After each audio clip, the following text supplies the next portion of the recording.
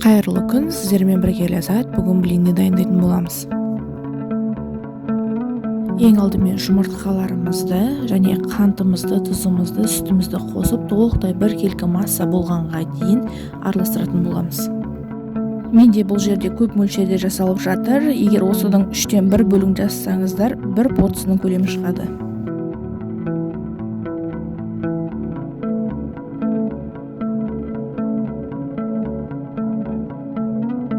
Тура сол мөлшерде сол кружкамызбен ұн қосатын боламыз.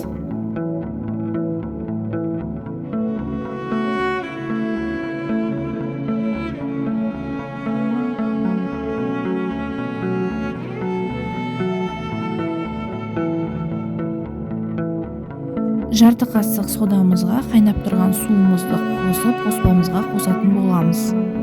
Және де тағы да сол мөлшерде 2 кружка қайнаған суымызды қоспамызға қосып, толықтай бір келкі болғанға дейін араластыратын боламыз. Келесі кезекте жарты кесе су майымызды қосып, массамызды қайттан толық бір келкі болғанға дейін араластырамыз. Осымен біздің массамыз дайын болады.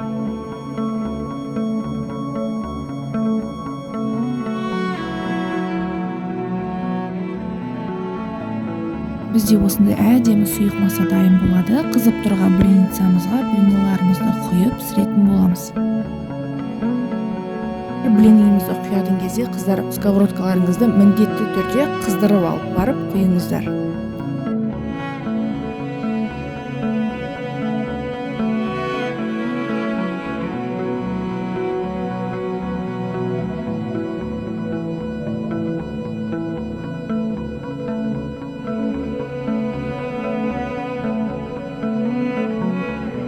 Мінекей осындай әдемі блиниларымыз дайын болады.